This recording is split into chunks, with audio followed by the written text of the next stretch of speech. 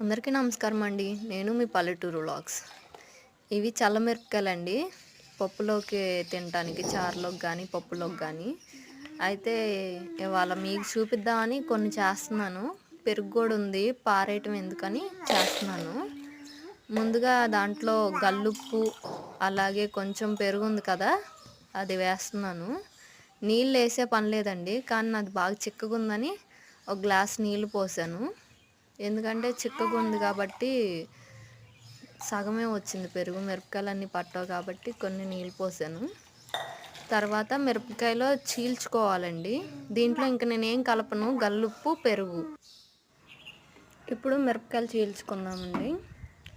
అంటే చాలా ఘాట్లు పెట్టుకోవచ్చు, కానీ నేను ఒక్క ఘాటే బాగా పెద్దగా పెట్టుకుంటున్నాను.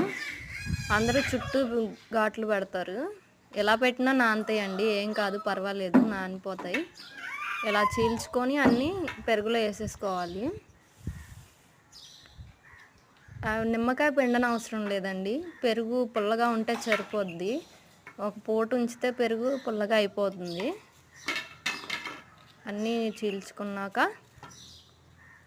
మూత పెట్టేద్దాము.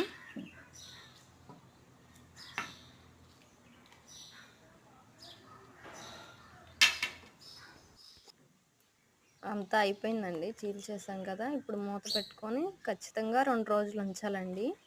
లేకపోతే ఒక రోజు ఉంచి ఎండేసి ఆ రోజు మళ్ళీ సాయంత్రం ఆ ఎండేసిని మళ్ళీ పెరుగులో వేసుకోవచ్చు. కానీ నేను మాత్రం 2 రోజులు ఉంచుతాను. ఇలా ఉంచాక ఎండితే ఇలా అవుతాయి. నూనెలో వేయించుకుంటే చాలా బాగుంటాయి. ఇది 2 రోజుల తర్వాత అండి. చూసారా ఎలా అయినాయో. ఇప్పుడు నేను ఒక పేపర్ వేసి, న్యూస్ పేపర్, దాని మీద ఆరబెట్టుకుంటున్నాను.